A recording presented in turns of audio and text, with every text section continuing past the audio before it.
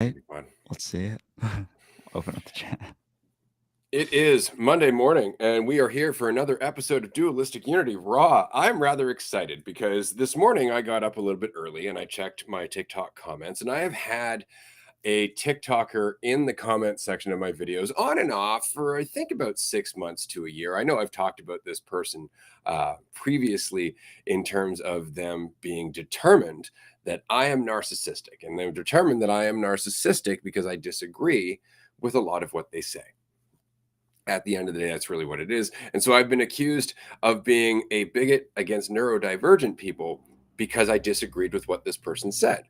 That was more or less it. I'm neurodivergent, and I need to identify narcissists online to protect myself in real life. And that is his explanation for why he goes from one video to another, basically just accusing anybody who is discussing what he thinks is mindfulness and talking and accusing them of being a narcissist. And what's interesting about that is he has a real issue with mindfulness as a whole. Like every time he sees something, he's just like, that's mindfulness dogma. That's not coming from anywhere. And it's so very interesting because what exactly is your problem with being in the moment?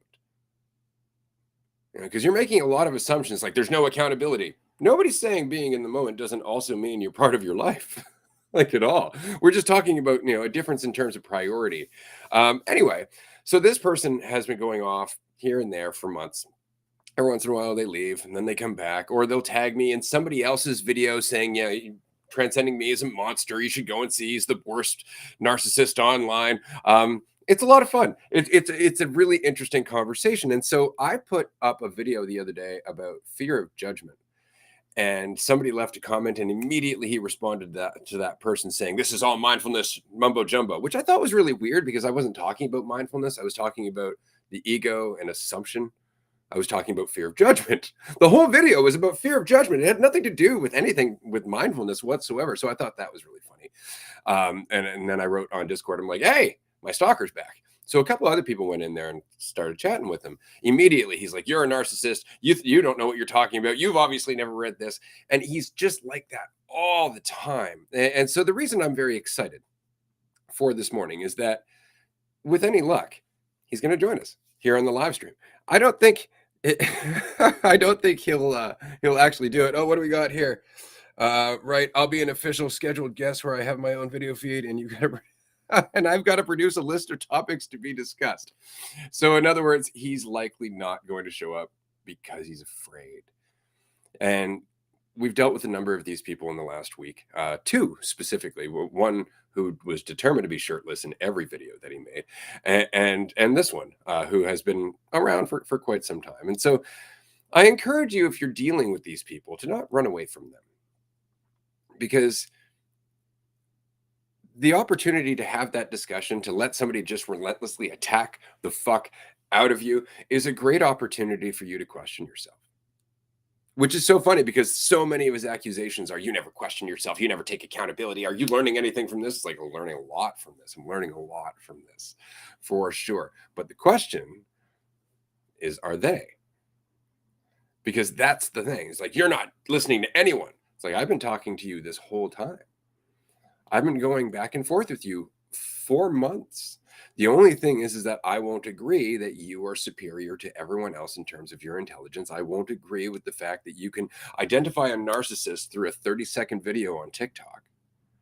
Right? I won't agree that your therapist told you it was healthy to go and identify narcissists online to protect yourself in real life. I don't believe that at all. At all. And if that's the case, your therapist is fucked for sure. You should look for a second opinion because that's not helping you at all. Like, that is the behavior of somebody with obsession, and more importantly, avoidance. Like, the real reason you go around pointing the finger going narcissist, narcissist, narcissist is because you're dealing with narcissism. You think everyone's out to get you because you're self-absorbed. Oh my goodness gracious. It's wild to see like the vigilante narcissism hunter like out to save the world from it, and how it's god damn, dude. It's like we can only notice the things that we think about, in a sense, right? So like him being on this narcissism vigilante run is just incredibly indicative of something that he's running from in himself. And so like anything, and it's just shows how how unique each of our experiences is, and like we can't know anyone else's, but like we'll contort ours to match a point of view that we have about ourselves. And so for him, the video you posted about the overcoming judgment, and he'll just like contort that somehow into hearing a different message. Like people can hear things or at least contort it into something they're trying to reinforce, like all the time, like no matter what. And so my entire reality is doing what it can to reinforce my story, even from like the way you act. I wonder how much the story influences. I mean, obviously it does, but how it's like to maintain the story, actions are taken, and that's holding on to that mechanism of control. So anyway, I'm kind of getting into some of my own stuff and feelings. I've been thinking recently with this guy, like to notice and recognize and be pointing at everyone else. Like if you are always meeting yourself, being shown yourself, like the things you really, really notice in reality are just going to be indicative of that perception. And it's like, are you willing to accept all the parts of you, or are you going to deny certain parts? And if you're going to deny them, that's all you're going to notice or recognize or feel, because it's all that's in your focus, and that tunnel vision of like how you see yourself, which again, like your ego isn't just yourself, it's the all of your ideas about everything in reality. It's like the ego is ideas and assumptions, and it's whether it's by yourself or someone else. So anyway. Oh, but it's so much fun. So I've just put his feet to the fire because now he's coming up with all kinds of excuses. Like I've got to be a scheduled official guest where I have my own video feed and I have to produce a list of topics to be discussed because I know you love to ambush people. Me leaving comments on everybody else's videos. I've already DM'd with one what I don't know. I'm a professional audio engineer and educated, so meet me at my level and I'll be there. So in other words, he's probably not coming, which is just fine. But what I've responded, and I was rather happy about this, was more or less like, if you don't join now, it's not happening at all, and I'm just going to end up blocking you for lack of relevant argument. Because I mean, I get tired of this. Like, I don't mind going back and forth like this, but if it gets to a point where you're just like, you're afraid to have a conversation with me, and I'm like, oh, let's have a conversation. Well, it's got to be at this date under these stipulations. It's like, that doesn't sound like I'm afraid. That doesn't sound like I'm afraid at all. It's like, oh, you're going to ambush me over video? I'm pretty sure you're at a safe distance. Just saying. So if you can stand your ground in a conversation, have a conversation. But the chances are that you won't. And the reason you won't is because you want to hide behind the very small character count in a comment section on TikTok. Right? You don't want to have an actual conversation because then all of your assumptions about me might get threatened. See, that's the funny part, is that it's easy to call me a monster when you don't know me. It's easy to look at a video and go, this guy's obviously full of shit and trying to make money, and it's just all rhetoric. It's none of it comes from life experience. This is shit that's actually been said to me by some of these people. And it's very easy to say that when you don't know the person, talk to the person, or actually have a conversation with that person. And so that's why they don't want to have a conversation with that person, because then all of the platform that they stand on for that self-validation just rots underneath them. And they've got nothing. And so the idea is to not have the conversation, but to threaten the conversation, to have the conversation from a safe distance, yelling over the bushes, as it were. And it just looks exactly like what it is: cowardice. Oh yeah, because if there was any further pursuit of more of an interaction, than the whole idea that like, and so much of their certainty, like false certainty, is so fragile in the sense that any sort of like little bit of it that all of a sudden comes into question, like, has the potential to crumble a lot of it, and that's why I think cognitive dissonance is almost like, in the cracks of like this fucking layer of false certainty, when there are little cracks, it's like cognitive dissonance will just like glaze that shit over and prevent the entire, illusion to start to crumble. And so anyway, with this dude, it's like, with anyone, we've had so many people. I've had my own number of people, at least 5, 10 over the last year or two, where I've like formally invited them to our public call, to a live stream, after going back and forth in the comments. And every time they'll like deny it, come up with some sort of reason, and then they'll go on a whole spiel, just continuing on where they were before. It's like, motherfucker, like, fucking put up or shut up. Like, we're here, we're chatting, like, and it's threatening because, I mean, like that with false certainty, like any little bit that gets chipped away. So like, if you're holding on to that at all, like, it's, of course you're going to come in, you're going to have to be prepared. And so him asking for all of these stipulations is like, of course, because he's trying to maintain control, and you have to be prepared for fucking everything. If you're trying to rely upon control, there's always that little fucking gap. If you need to be in control, you can't just show up. You can't just show up to a situation. You got to have some idea in mind. Otherwise, you're just left with with yourself right now. It's like, what are you right now? Not that shit you're thinking about. What are you right now? But in that, you can't have so many goddamn ideas. You can't, it is like just puts you in the face of like, everything's uncertain. You have no fucking idea, and keep rolling with it. Keep relaxing. But yeah, I mean, that's it's funny how often these motherfuckers will go crazy in the comments. And then as soon as there's a mention of a discussion, radio silence. Yeah, absolutely. And it's like, provide me a list of topics. It's like, what do you want to talk about? You're the one who's attacking me. All I'm saying is like, let's have a conversation so you can get that shit off your chest. It's not a debate. Like, what are we debating? Like, it's so funny because I've asked him so many times, like, can you show me proof that I'm bigoted towards neurodivergent people? Like, any proof whatsoever? I never delete my comments. I never delete my comments. And so anybody who's looking for what I've said, just go look. Okay, my comments are there. So if I've ever said anything against neurodivergent people, look for it by all means. Because the only thing I've ever said, ever, was that I don't necessarily think that our current perspective of neurodivergent is in line with how humanity works. And what I mean is that it's very much based on the idea of neurotypical, which I think is also a myth. I don't think anybody is neurotypical. The idea that some people think certain ways and that makes them typical, that just makes them well conditioned. Like, that's the only reason they think that way is because they were really well conditioned.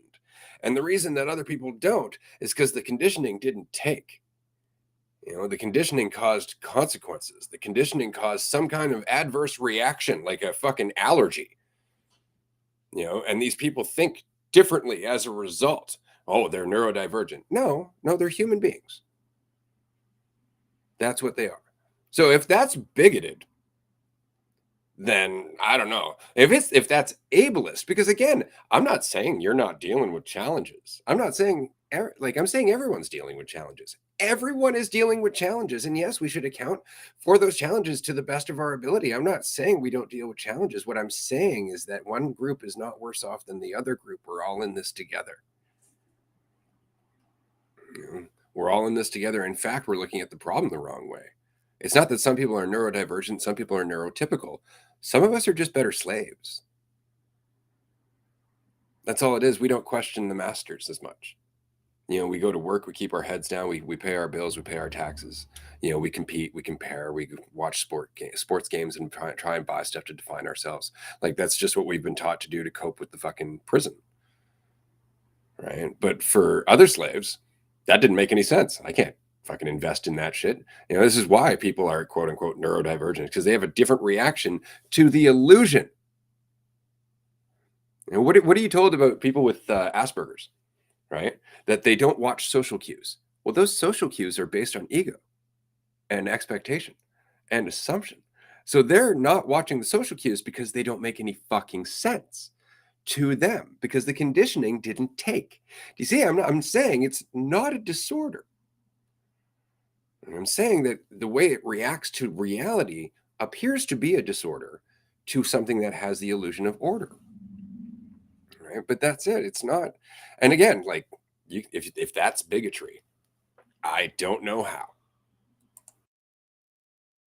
Yeah, I mean, it's the antithesis of bigotry, like at its baseline, right? It's like the complete opposite. Something couldn't be further from that. Seeing everyone as a response to, but it all stems from looking at the underlying illusion, right? And so if that brings things into question, there's going to be pushback to it. And like my sense of control, my sense of certainty and the ways that we, will do that, is to stay under control. Like I want to keep myself under control. And we have different ways of doing that if we're bought into that, as you said, like taking, like how bought in to no, it's better to stay under control. Where there's like, yeah, like a sort of fear response to it, as opposed to someone who maybe doesn't, like the Asperger's example, maybe there isn't that same sort of like, it's just not a filter. It's like reality more unfiltered in a sense. And so, oh my goodness gracious. So like based on our level of comfort, discomfort, which is kind of dependent upon how far we want to swing to being willing to be uncertain, or like trying to be certain. And so if we really, really, really want to be certain about everything all the time, like the discomfort's going to take very little. But if we're more willing to be a little bit less certain from time to time to time, there's more discomfort that you're able to take. And so ultimately, like if you're okay, say with like never being certain of anything all the time, you're gonna allow yourself to feel more, but you can also take more. And it's just kind of like getting a little bit used to the water sometimes, is there's a period of that. And so it's just being yourself, and it's just having faith in yourself. It's just not making assumptions as you go, and just allowing whatever's there to happen. And we'll put our own, like the filter one, especially with like, I'm going to filter out this to like maintain control. Like I want to filter, oh, this thought, no, that's a dumb thing to say. Oh, this thing, oh, that's a stupid thing to bring up. Whatever it is.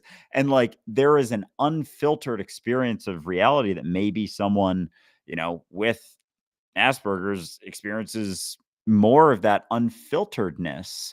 But then the reverberation or the repercussions from society is just what it's like, what percent is bought into that. And again, it's not percentage at all, but there's a majority very much bought in. But again, it's like everyone's on that spectrum too. So it's not even like, in the camp or out of the camp. It's like everyone's on their own sort of spectrum, but that spectrum can move throughout your life as you're more willing to, let go or buy in, be yourself or be what you think you should be. Well, isn't that interesting though? Like, and this is the problem with labels, right? Like we have labels for people, and immediately we start to think of them as in a different way, right? All the time. Like for somebody with autism, for example, we immediately have an idea of what that person is, right? We immediately have an image in our head of what autism is, and that's not autism. Autism is a word for a spectrum of behavior that's different than what we would normally prefer if we were in control and living up to society's standards. Right? That's really all it is. It's a disconnect from the machine. Let's just say understanding that means that you're no longer looking at somebody with autism.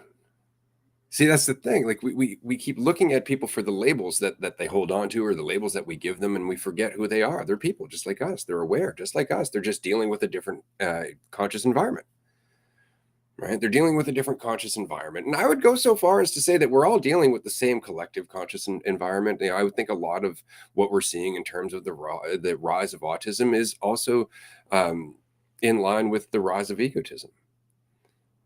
I think it's hard for a new awareness coming into the world to really establish roots in a world that's lacking awareness. We block out a lot of the noise, and so I think that they go hand in hand. But that said, I think that there's a lot in terms of our research into autism that's just starting. Like for example, the phenomenon of autistic savant, like somebody who is both autistic and fucking brilliant in a certain category or in a certain aspect of their life. What the fuck is that? Right? Like there's so much there. Is that something that's potentially there for people who go through autism? Is that something that's potentially there as a result of not paying attention to that social norm, not paying attention to the machine? Is that what we're seeing in terms of intelligence, in terms of priority? There's so much there, but it's never going to be dealt with so long as we're looking at autism as an impairment, instead of something that is possibly indicative of our relationship with reality as a whole.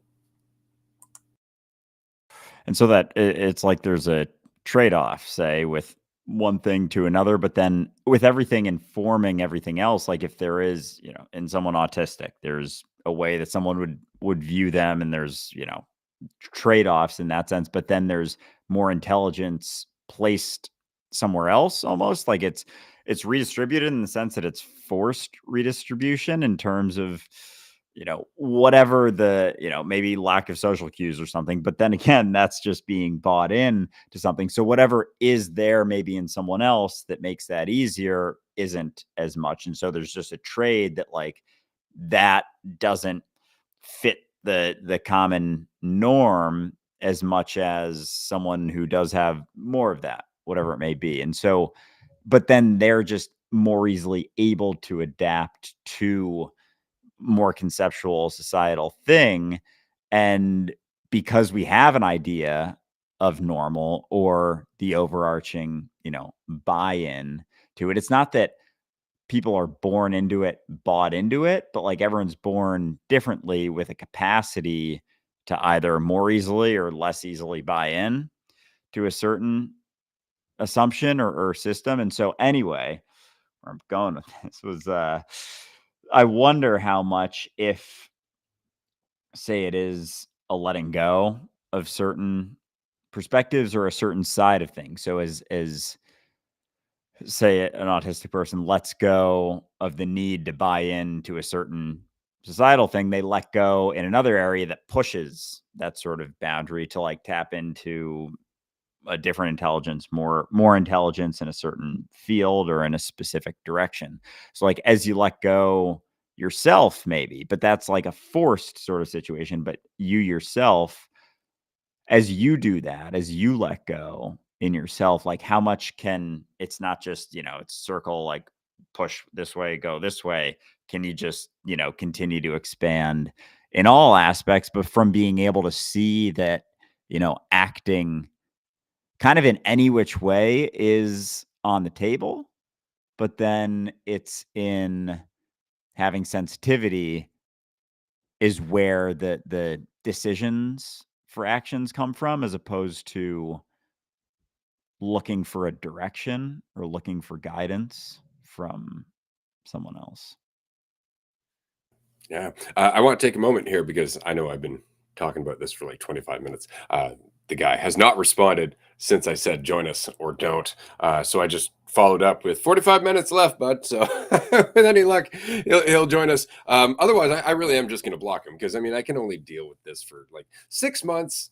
6 months is pretty much my limit, I think, in terms of like, I've given you lots of opportunity. If you want to have the conversation, we can have the conversation for sure.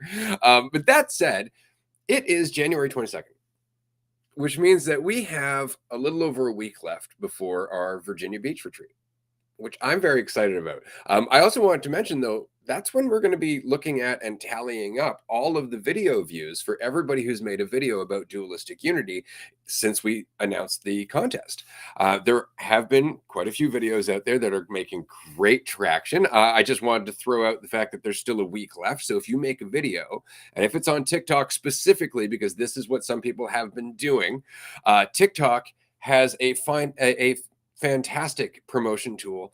You can promote your video for relatively cheap, and you get quite a bit of traffic, and you can just see to tell it that you're either looking for more likes or more followers, and that will change, of course, how much traffic you get. If you know how to game the system, then you'll know how to game the system.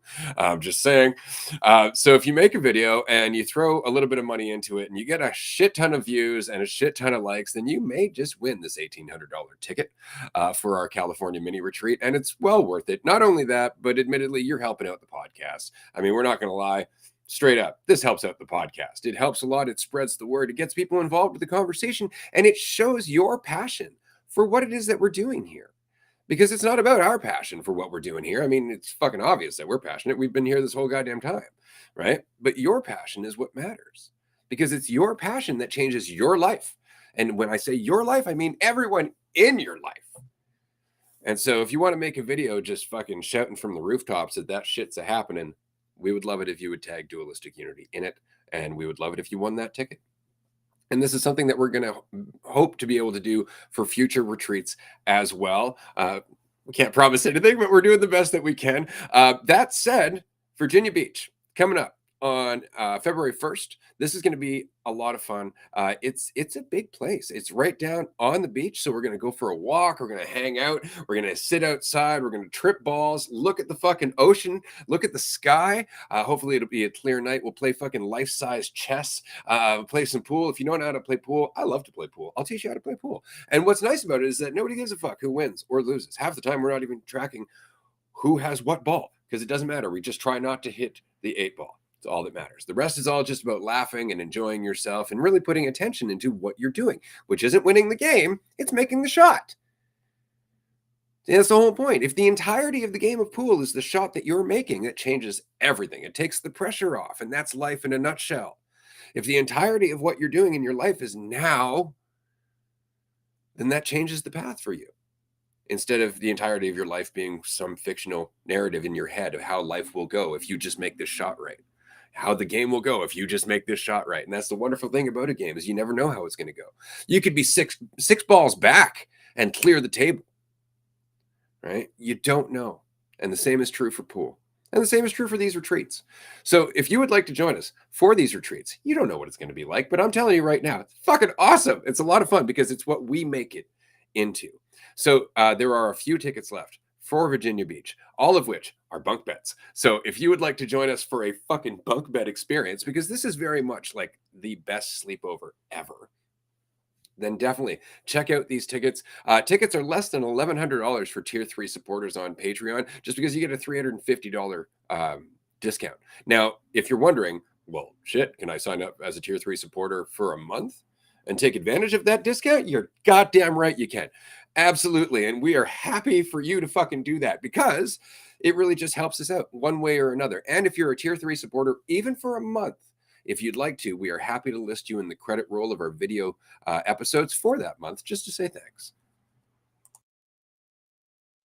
Hell fucking yeah. I'm very excited for this Virginia Beach one. So much going on in the house right on the beach. Get some nice beach mushroomy beach walks and all that good stuff. But oh man, yeah, it's gonna be a blast. And that video contest, I'll throw another story or video up for that at some point today. But yeah, definitely hop on there. And the promote little secret feature, you could even hedge it and just, spend $1,200 on TikTok promote to hope that someone doesn't spend $1,201 on promote. Even to then, though, hedge it that. comes down to your video, right? Like, that's the thing, is the promotion is just a boost. If you got a solid video, then that promotion is going to get a good solid kick right in the ass. Like, it's going to help for sure. So just keep that in mind. You might be hedging your bets, but and that said, I also wanted to mention that as Andrew was just throwing out $1,200 on promotion, that is more than we have ever spent in a month on advertising. So I just want to throw that out in terms of perspective. You can make a lot in terms of a splash with $1,200 on promotions. Oh yeah, a big old giant explosion in there. But yeah, yeah. We did, what were we talking? Hold on. Yeah, Virginia Beach and getting that promotion in there right on time because California, that place is dope too. The right on Big Bear Lake. That's gonna be a blast. There's some picture that's on Airbnb that's on the site now of a sunset that just looks absolutely magnificent. So I'm very, very excited for that. And just to fucking start jumping in more, dude, like how much I've been realizing how just like ah how many assumptions we can make about, standing on the sidelines and just like not jumping in, but then, you start jumping in and you can finally start getting used to the water and it's just like honestly, going through and drafting up parts of our book has been I've been using some of the practices with the uncertainty and just like yesterday and I've been kind of like secluded alone, not interacting with too many people. But yesterday I went into New York and just did a bunch of stuff. And like I was noticing how many there were situations where in the past, like I wouldn't have said something or done something or jumped in. And like I was just like, no, I'm getting these reps in, doing stuff. And it's like it's like a new experience almost in a sense, not in the sense of like jumping into stuff. It's not like I haven't, but jumping in kind of more of an exciting way, not a curated, not a controlled way and just kind of like having fun. It's just like hitting me like, oh, I can just have fun and be myself and like, shit. Actually, there are things that happen to change. Even just like almost any situation where it's just like me and a person, like in an elevator, talking to someone, just striking up a conversation, and all of a sudden, a couple minutes in, I'm like, we're in a totally different place and different situation just from little basic stuff. And so, yeah, a little cross promotion with the upcoming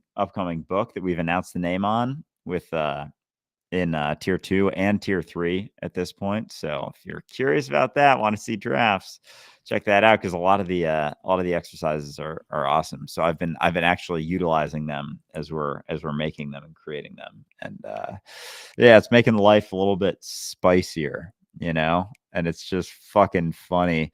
Like having to see sides of yourself that then allow you to shift a direction. But like fucking at first, man, seeing those sides of yourself or just seeing things that you weren't looking at is uncomfortable as shit.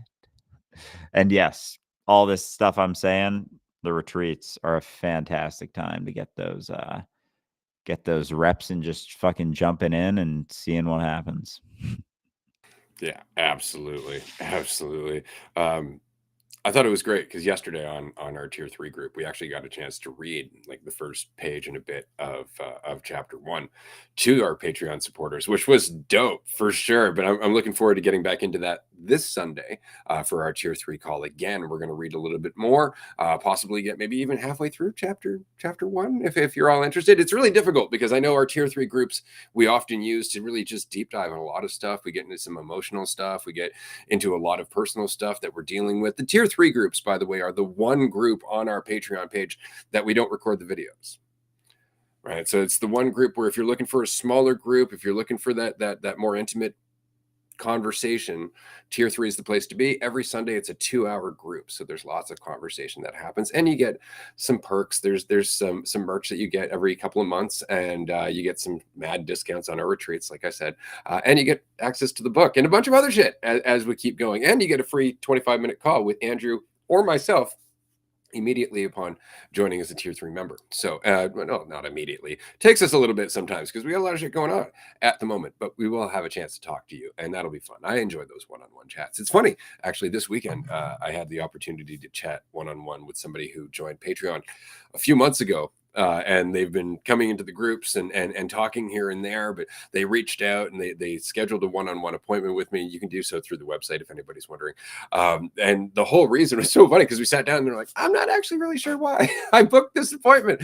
And it was just because it gave them the opportunity to just talk, right? Like the groups are great, but because we try to be considerate to one another, it very much is a group. So somebody will talk for a little while and then we'll pass the mic, as it were, right? We'll pass the talking stick and everybody just kind of goes around if they feel like it. You don't have to by any means, but on a one-on-one, it's just you and me, right? Which means that you can just take the floor and I will listen and I will hear you and then I will give you some perspectives here and there, but it's not about me.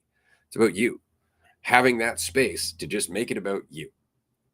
Right. So if that's what you're looking for outside of the groups, then reach out. You can find Andrew or me.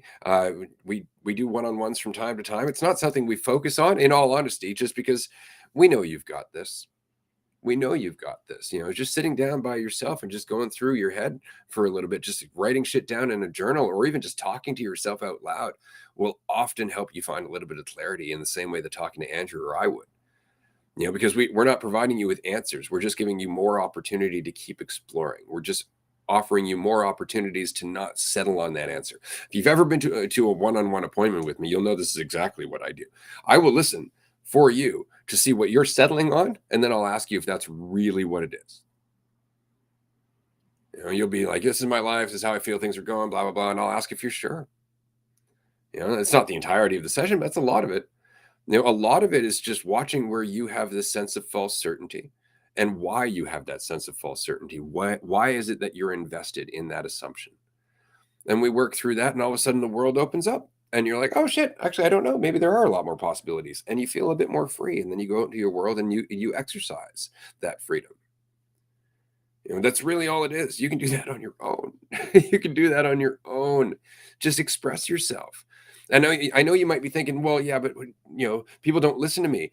Fuck them. Like, don't even worry about whether or not they're listening to you. Express yourself. Write it in a book if you need to. Do some art. Sing. It doesn't matter what it is. Do you understand? When I say express yourself, I'm not saying convince someone. I'm saying express yourself. Express the lessons that you're learning. Express the insights that you're practicing. Express the person that you're becoming. And that's not to go out there and tell everyone how you got there. It's just to be there. It's to be there. It's just to do what Andrew's doing. Jump in, right? Because that's how you're expressing the insights that you've taken in. It's not by telling them to someone else. And I know that sounds contradictory considering we have a podcast where we talk about insights all the time. But those insights aren't being shared in the way where it's like, you need to learn this. They're being shared in the way that I'm going through this. I'm going through this and I'm talking to myself. And if you can pick up anything out of that, awesome, because you're doing the same. And everyone has that opportunity and no one can do it for you. Like someone almost, it's like you wanting someone else to do it for you.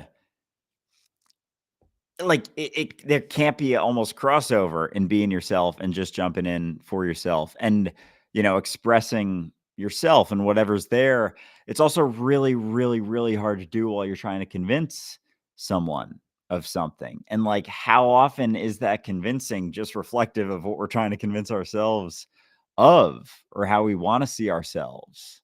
Right. And so when you're trying to convince someone as opposed to just talking, just saying stuff, it's like there's all of a sudden hesitation, there's control, there's you know, this back and forth as opposed to more of a free flow and more of just an ability to continue to jump and go and express yourself. And it's so interesting how like through the whole podcast, right? Like we've we've talked about so many things, like so many different types of things, and yet have never run out of anything to say or talk about, because it's like, what do you mean? It's always, it's like it's always right there. It's right here. It's always right here. And so where's it going to go? Like you can't even possibly talk about something in the same exact way, in the same exact, expression, unless you're like, trying to curate it into something that, you want to say, I don't, to validate yourself. And so it's interesting just how often, like you were saying, with just being willing to question your own story. And as soon as someone tells you something, it's like, are you sure? Like, are you sure about that? Do you know that for sure? Are you absolutely positive?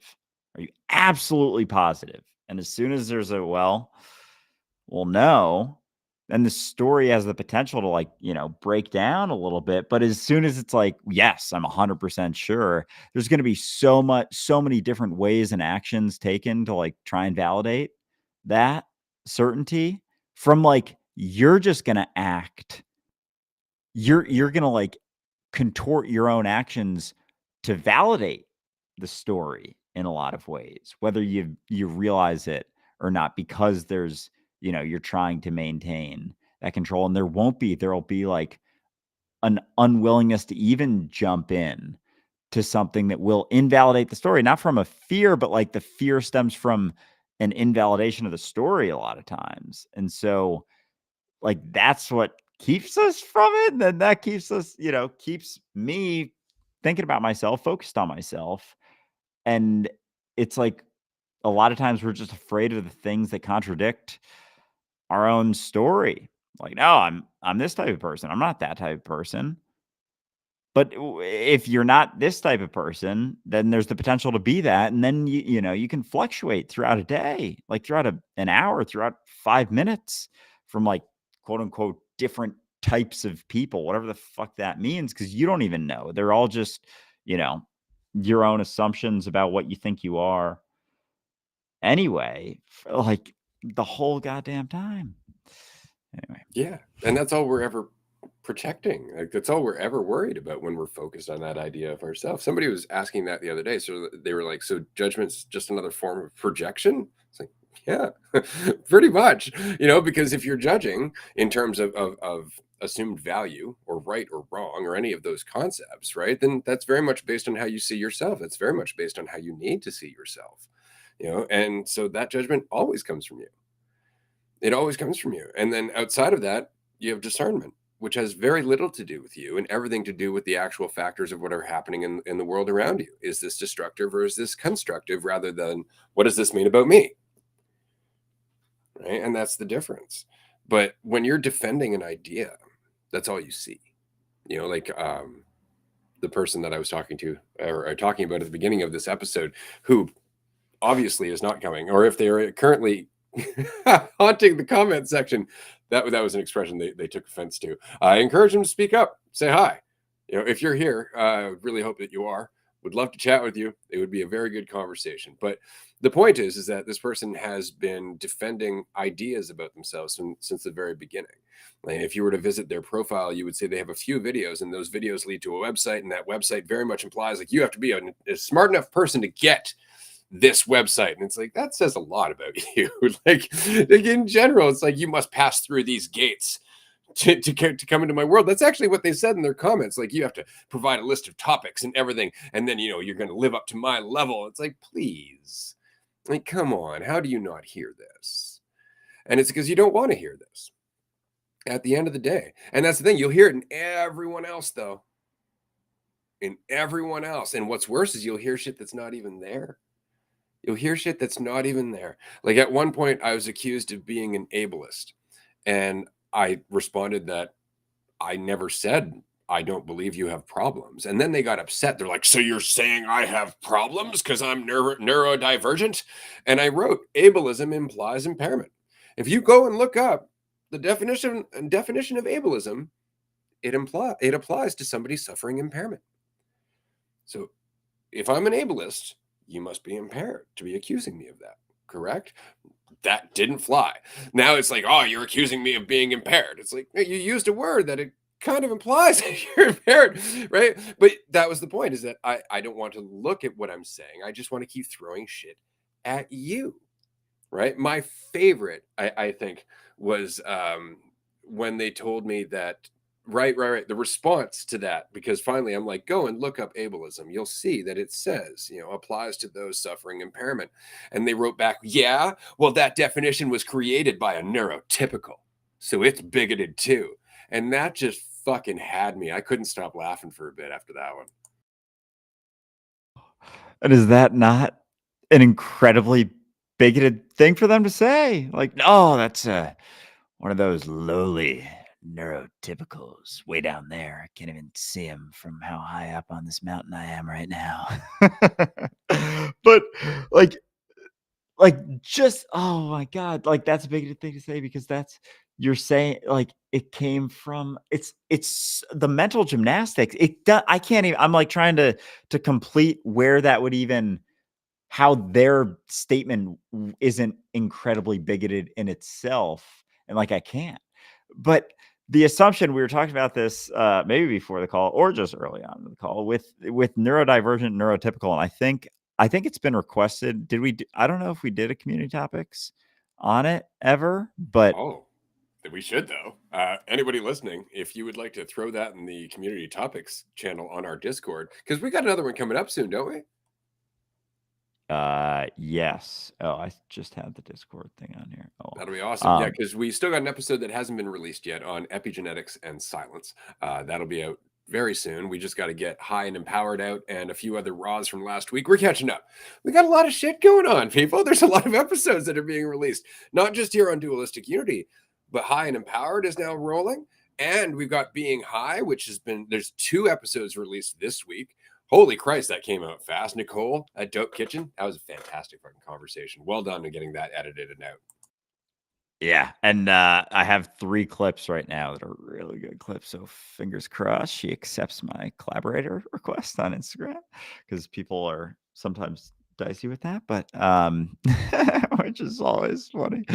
One day we're gonna have like epic, really, really high quality clips and do like one of those fucking like podcasts will do like a hype video, just like one video that promotes an episode, and it always cuts you off like right as they're about to say something. So actually, 1 or 2 of my clips I have of Nicole cuts off at the end, kind of leaves a little cliffhanger that'll push. So if her audience sees that, because they're all like in-depth personal sort of things that episode was all about, but yeah, it was a really fucking good episode. Both of them, and the one with Mike was really cool just to hear some ins and outs of the cannabis industry and the legal versus illegal. What do they call it? Legacy, legal versus legacy market. Yeah, a lot of cool shit, but a lot of fun, conversations for sure. Oh man, the conversation with Nicole was fucking incredible. Like, it was really good. And it's just because we weren't just talking about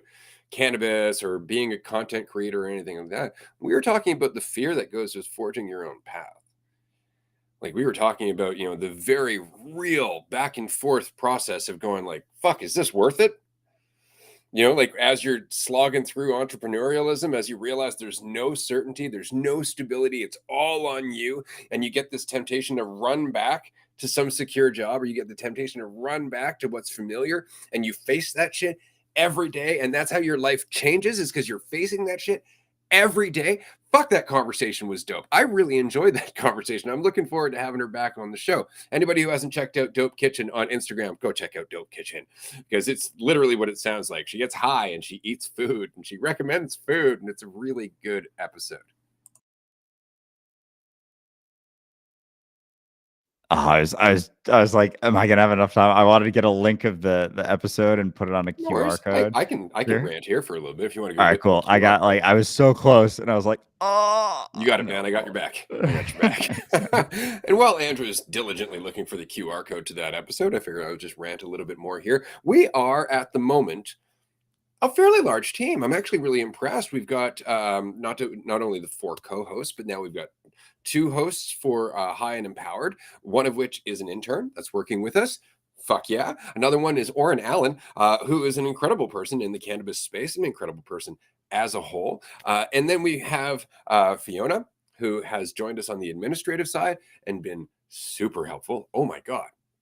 So we're expanding all the time. And right now, we are in fact looking for a few other key players. Now, this is not a paid job because at the moment we don't really get paid. This is very much an up and coming business, if you want to call it that. It's something that's growing, I guess. And so if you see the vision of what we're doing, if you see the value in just having this conversation about not taking yourself so fucking seriously, and you have some video editing skill, if this is something that you know how to do and you would like to help us out, it would actually really help us out. Now, we're actually looking for somebody to stick with us for the long term. So, this would actually also involve a potential stake in the company over the long term, and eventually a salary as well, as we start to earn more and more income, or bring more revenue in through advertising and whatnot. So if this is something that you're interested in, if you want to be on the team, if you like the mentality, more importantly, if you listen to the fucking podcast, okay, and this is really important, if you listen to the podcast and you know what we're talking about and you understand the mentality that we're coming to the table with,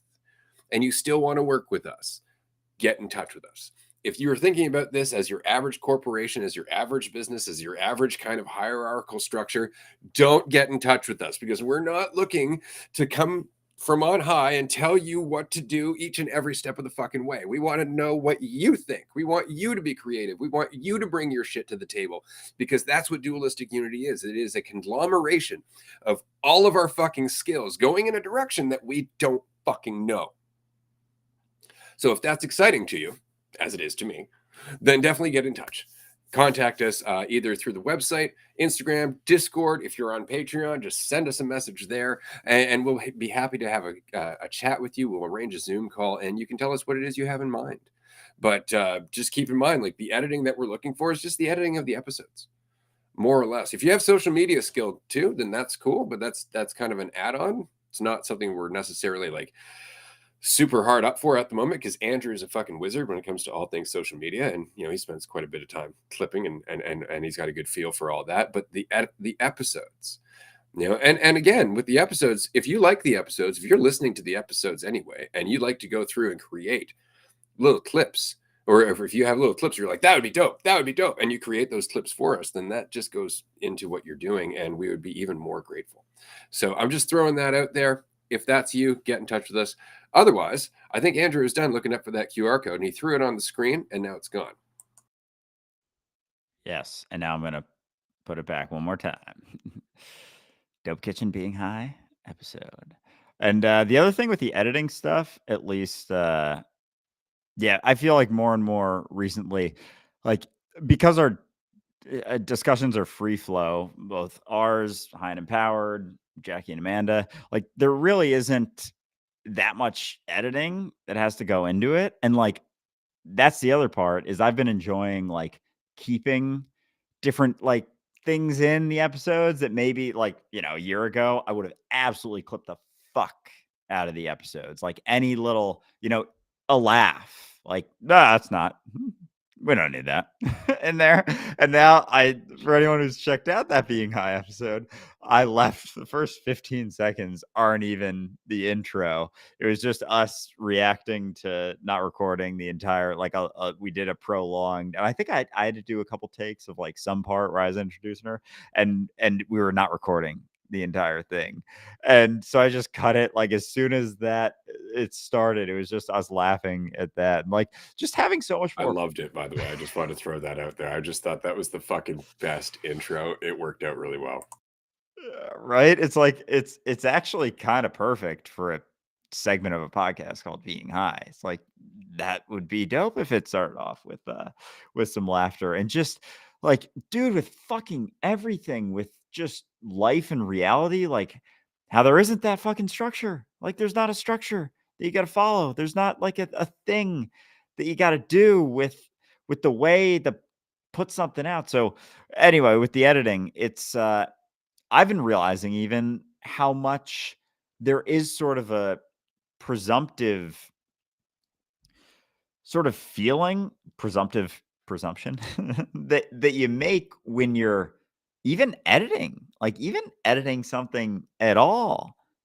And it's so interesting because, say, for example, because I've been more able, and there's a difference between like, pauses when someone's talking where they're just kind of like thinking through a thought versus like a purposeful sort of pause that allows the listener to have some space to think. But there's almost like you got to have some willingness and you got to be very relaxed to take those sort of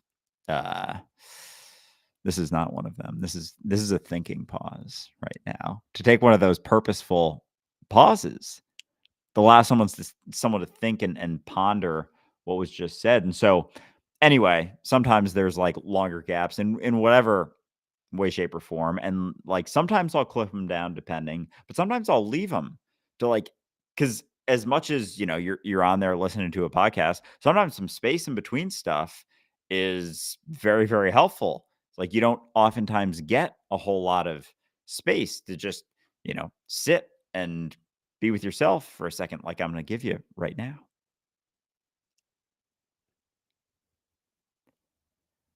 Where there's almost like you were relying upon and that's the end. That's it. No more silent time. Where you're relying upon something else to stimulate you, and we do that with TV, we do that with audio stuff, we do that with even music to some degree, and everything's a balance, of course, but that external stimuli like almost allows us to keep noises in our head that isn't like we're not just left with ourselves because we're hearing, something else. Something else is able to fill my attention, but it's not that the shit that you're thinking about yourself isn't there. It's just like muffled or suppressed, or you can't hear it as much. And so, and it's just being willing to sit with yourself and like, something like meditation or just sitting down and like watching your breathing, whatever. Like I remember the first couple times I just did that and just noticed how noisy and loud it was, but not even that, because like it still is noisy and loud. It's just how focused on it I was. I realized how much focus there was on that. So I I have no idea where I was like 15 seconds ago. I remember I was animated about something, and it's like there it goes. It's okay. We're leaving another purposeful pause. It works. It works. We have a lot of people following and watching us at the moment. So I just wanted to mention Twitch subscribers don't see ads. Not only do you not see ads, but there's also a bunch of like emotes and some special stuff that you get to like click on, and it helps us, of course. But most importantly, you don't see ads. So I just wanted to throw that out there. If you're watching us on Twitch, you don't have to see ads. You can subscribe, and it's only a couple bucks a month, so that definitely helps. Same is true for our podcast, actually. I don't know if anybody's aware of this, but we actually have a subscription for the podcast that's available on Apple Podcasts where you don't have to hear any of our advertisements. So we don't usually promote that a whole lot, but it's true. So if you happen to be listening through Apple, by all means, check out the paid subscription, because if you're tired of the advertisements popping up from time to time, you don't have to listen to those.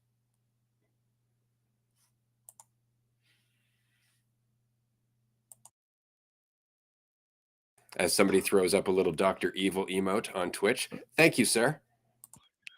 I was trying to sneak in another fucking QR code of the Apple Podcast as you're talking. I'm like, oh, we can get it in quick.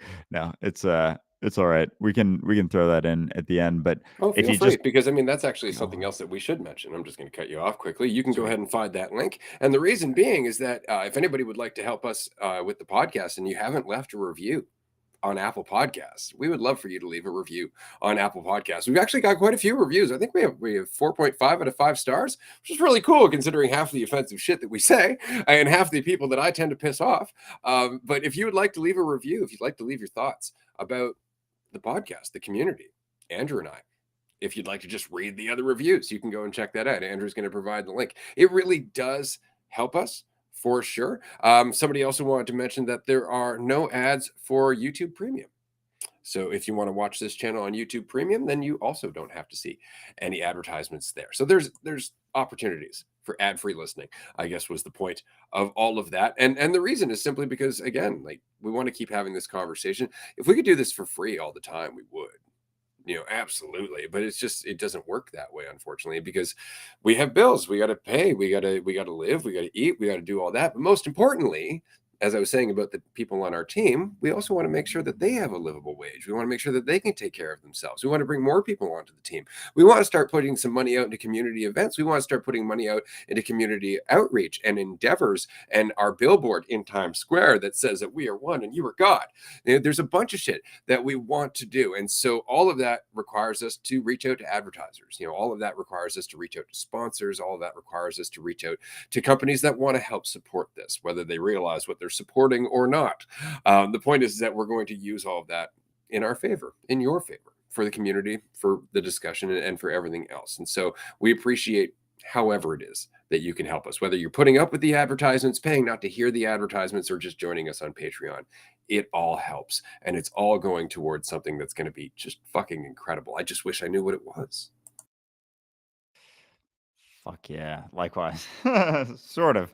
But it's very exciting to not know what this is gonna look like or be, but fucking A, dude, like, once we get some, like, a good chunk of money to do stuff with, like, there's so much cool shit you can do when you realize, like, spending it on yourself or, like, an excessive amount on yourself, like, it's, like, so many consequences immediately coming to mind that and it's just like, it's not doing the thing they think it's doing. It's actually doing the opposite. It's like it actually doesn't make sense to do that. It's not even like the little bit of cessation of whatever. It's like, no, there's some motherfucking double-edged sword, double-edged sword, double-edged sword, double-edged sword, double-edged sword.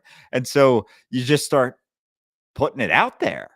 Like you just start like once you're set and good, it's like, okay, I have a roof, I have food and, things that I at least semi enjoy eating here. And, my bed's pretty comfy and, basics of fucking life and, stuff. It's not like anyway. And so once that's covered, it's like there is so much cool shit you can do with even just not even that much and not even that much and just like a force like the type of dumb fucking shit people get with even just like, someone has an absurd amount and it's like a spare 300K and they just like, yeah, what?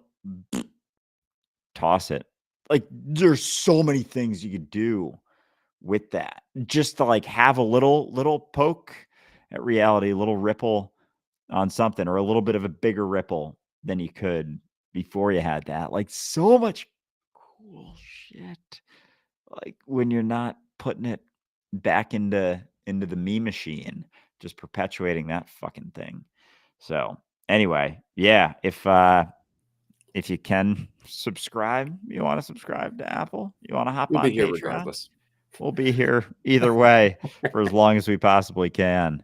But we never say any of that shit like ever. So from Figured we time to should. time, Yeah. From yeah, time to time, just it's just important to to remember, alert, right? just to alert people. But it's funny because like, and I've been in both of these situations, where you're out with some friends, for example, and you don't necessarily have a lot of money. One of your friends makes a lot of money, right? And that friend doesn't feel like they should have to spend their money on you or anyone else. It's like we're all hanging out, but you didn't work for this. You just wish you had as much as me. And we've met these people. I know we've met these people. Whereas I've been in the same situation with people where I was making more money, and I am more than happy to share the wealth. I am more than happy to just share. And if I could, I would just provide them all with a fucking monthly salary so I didn't have to do that. So we were all in the same boat. Because isn't that better than being the one person with cash? Like, oh, yeah, look for me. Yeah. And everybody around you's fucking suffering. Or you can just share, or you can just make sure everybody's got enough. Everybody's got enough. And I mean enough. Not like the bare minimum, but enough. What was the study that they showed that I think it was in Canada? They showed that if you're making about 80 grand a year, that's pretty much peak happiness. Like everything above 80 grand a year doesn't make you any happier. Now in the States, I think that would be like 60, right? So about 60 a year, you can afford to live. You can afford to take vacations. You can afford, to take some time to yourself, depending on how many overcommitments you have. Yeah, 3 cars, probably not. You own a fucking giant house, probably not. But that comes down to your priorities, right? I mean, if you want to live in a reasonable way, 60 grand a year would go pretty far.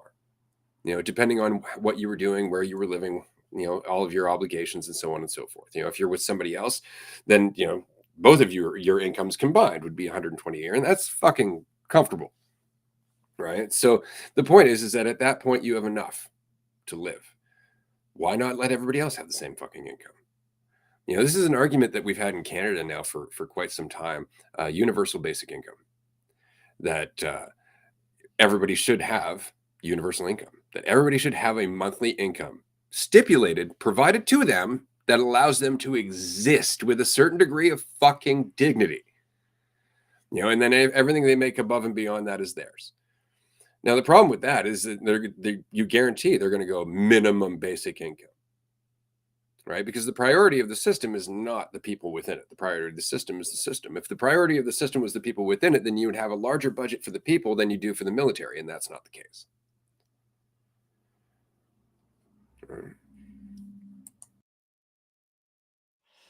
Yeah, and because like I've had conversations like this, and when it comes to universal basic income, the response is like, well, that's going to incentivize laziness, and then people aren't going to work as hard for their money. And immediately, I'm like, is that what life's all about? Like, what is life all about?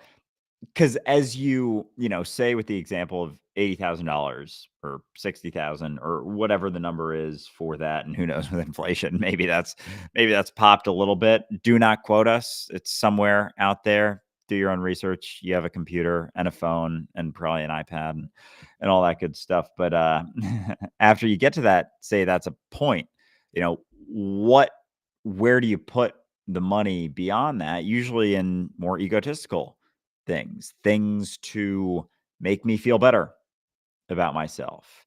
And when you start to realize, that doesn't actually help you, it's actually almost, it's like you can, to get to a point where it's enough to function and live and, peak sort of happiness is that point, then everything else, it's not like you maintain it as you buy into a bunch of other stuff. It's like the happiness actually starts declining because you're more like holding tighter to this idea of control, and like that buying this thing gives me that control. Buying that thing guarantees that these people will think of me this way just because I think of me this way because I just bought this thing.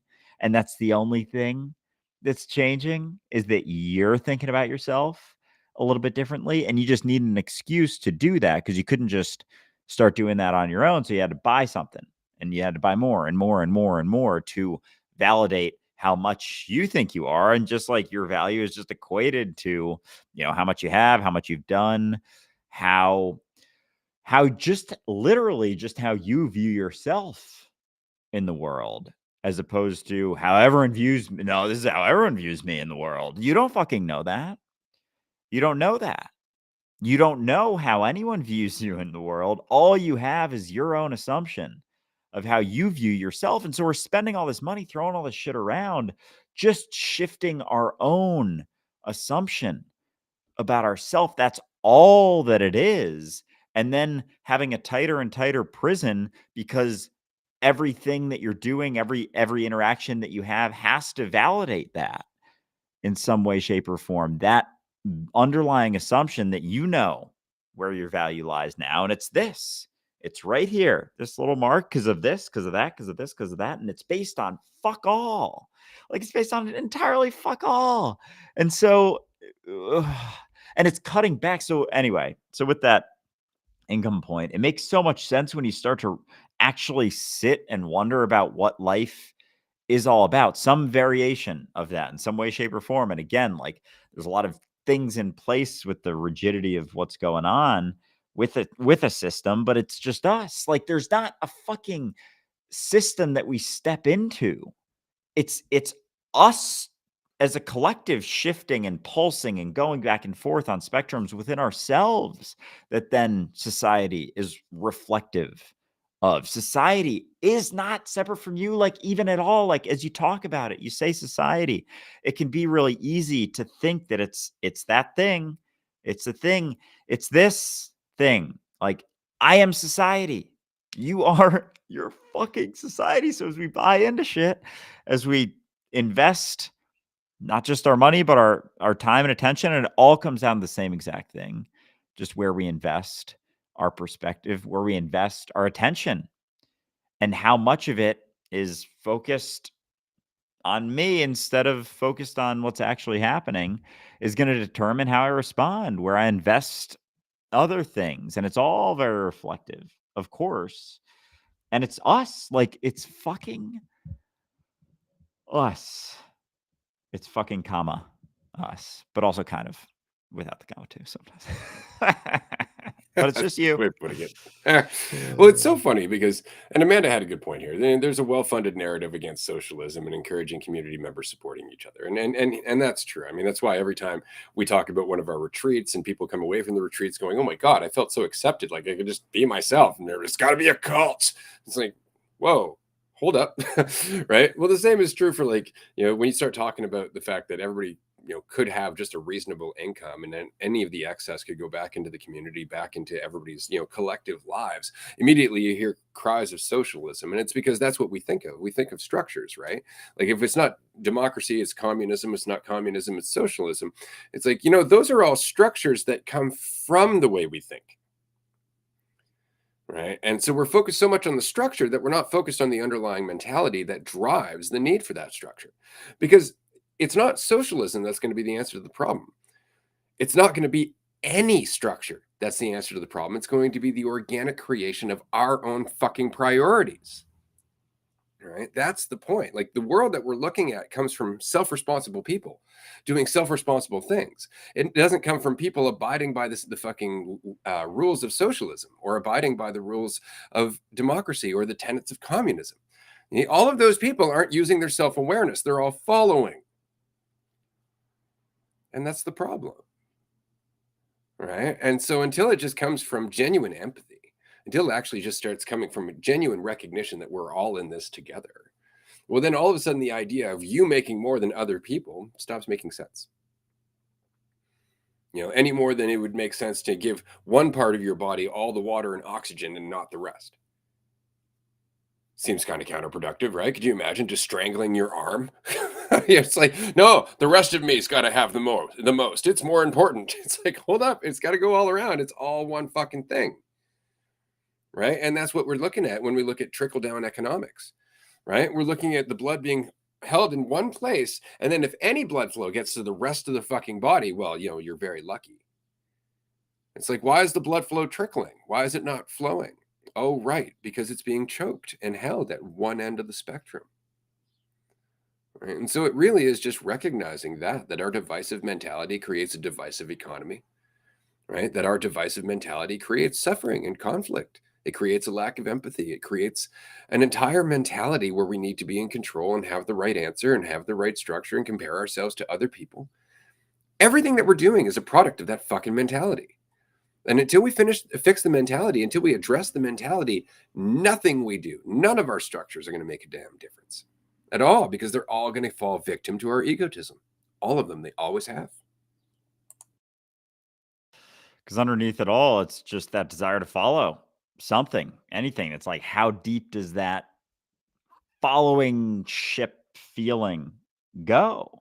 And so any structure, even because it's like we can't even know if they're all stemming from a mentality, then we can't know what will come from a differing mentality. And if mentality is the root, then we got to be willing to look at that. Otherwise, it's going to be another, like any fucking structure at all that you're following for yourself is not you. Like it's not you fucking expressing yourself. It's following something else. And so an entire world of non-followers, non-believers, non-something, there's going to be it's going to be an entirely different world.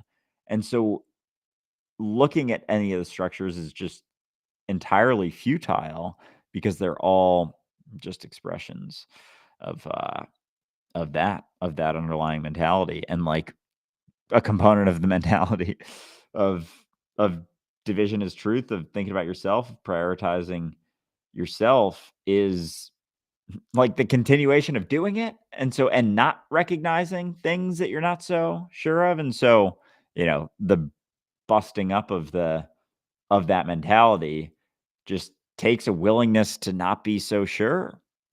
Then that's kind of it. Is like, I thought I knew that. Maybe I don't.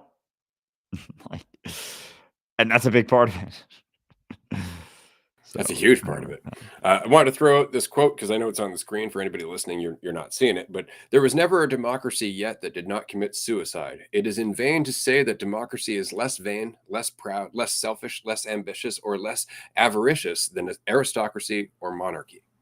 And it's because it comes from ego. It's because we're still egotistical, regardless of the structure. And until we address that, the structure will always be corrupted. That quote was by John Adams, by the way, for anybody who was wondering. This has been a fun episode. Thank you so much for joining us. We're going to continue on Patreon in 15 minutes. We did not see my TikTok admirer, and so unfortunately, I'm just going to have to block him and end that relationship because it's not going to go anywhere. It's just a lot of foreplay and no follow through, frankly. But thanks everyone for being here. Have a great day, and we'll see you soon on Patreon. Blue balled you. Bye, everyone.